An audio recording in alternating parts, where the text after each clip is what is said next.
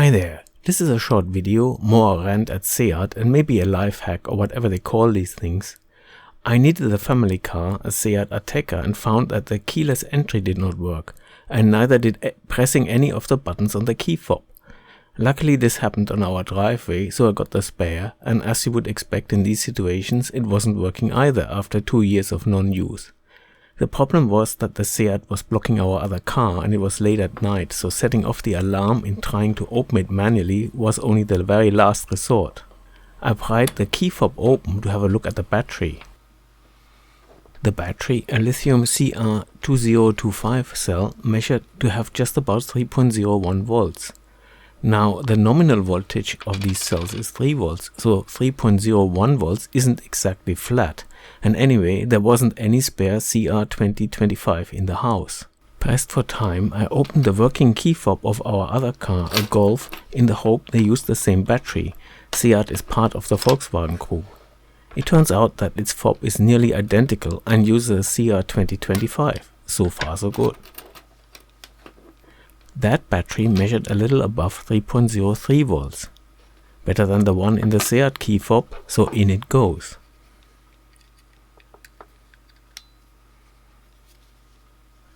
But no luck, the SEAT key fob's little red light stays dark when pressing a key.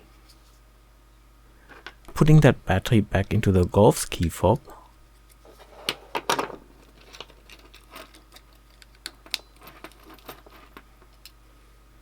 and you can see the red light. It works there with no problem. In fact, even the SEAT's battery worked in the Golf's key fob. Time for emergency measures. Without a fresh CR2025, this is what I came up with.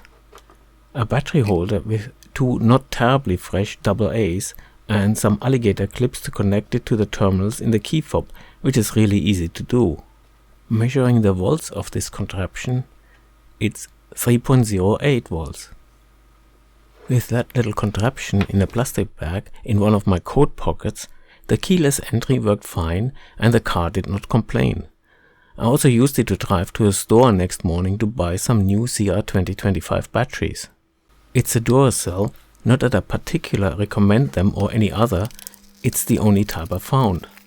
So out of the baby-proof packaging, let's see how many volts this one has.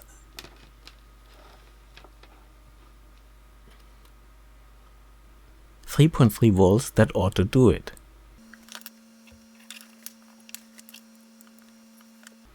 And yes, that works absolutely fine. A quick investigation followed. The meter is set to measure current instead of volts now. First interesting fact, the key fob draws a continuous current of 5 microamps even with nothing pressed. That means even a spare unused key will eventually drain its battery. Pressing a button draws an astonishing current, more than 15 milliamps, and after release the current lingers at almost 73 microamps for a while before the fob goes back to sleep at 5 microamps. For comparison, the Volkswagen Golf key fob is much more moderate with 1.1 microamp continuously, 110 microamps when a button is pressed, and again about 70 microamps before the fob goes to sleep. The active current 150 times less than the SEAT. No wonder that the key fob batteries in the Golf last far longer, even though not having a keyless entry, the buttons are in constant use. I had a look at Duracell's datasheet for the CR2025 and the key data is similar to other brands. The striking fact is the max discharge current at 10 milliamps for 1 second.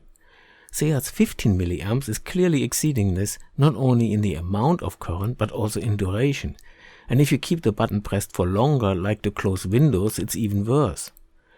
The self-discharge is stated at less than 1% per year at room temperature. At 185 milliamps nominal capacity, that is a loss of 1.85 milliamp hours per year. With 5 microamps continuous draw, the fob consumes almost 44 milliamp hours in a year, a quarter of the capacity.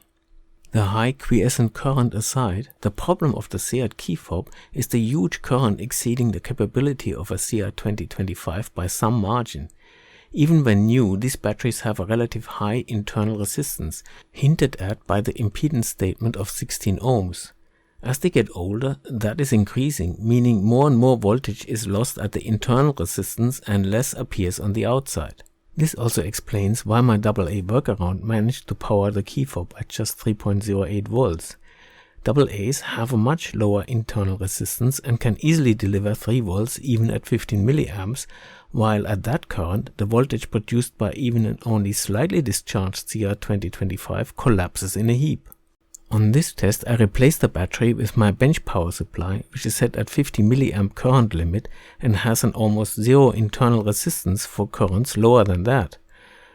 Starting with 3.3 volts, I lowered the voltage, and a bit blurry, you can see the red light of the fob just above my thumb. 2.9 volts is no problem. Remember, the real battery had 3.01 and the fob would not work. Let's see how much voltage it really needs, if resistance of the battery is no longer an issue. 2.56 and it still works. But at 2.4 volts no longer. So it's not that SEAT keyfobs need 3 volts as you can read on the internet. That's just the idle voltage at which, under load of 15 milliamps, the voltage will remain above 2.5 volts. I don't know why the keyfob in the SEAT uses so much more power. It's 3 years younger than our Golf, and apart from keyless entry, it may need 150 times more current for good reasons, for example a more secure protocol or encryption. What irks me, and I'm guessing here of course, is that they put the new fob in the same enclosure as the old one that fits only a SEAT 2025, probably because of reusing of existing parts is cheaper. What they should have done is to change the enclosure to take at least a SEAT 2032 instead. Same diameter and with 3.2 instead of 2.5, just 1.2 millimeters thicker. That can handle 50 milliamp peak and has a lower impedance. Oh well, probably another case where engineering lost against the bean counters. On top of all this is an environmental issue. The battery mismatch, to save a few pennies in production, causes a huge waste in prematurely thrown away SEAT 2025 cells, which are probably not even half empty. I find that particularly infuriating. Anyway, I hope this was useful, at least for some. Don't forget to subscribe if you not have already, and maybe consider becoming a Patreon, link in the description. As Patreon you get early access to videos, a blog and other exclusive content. Thanks for watching.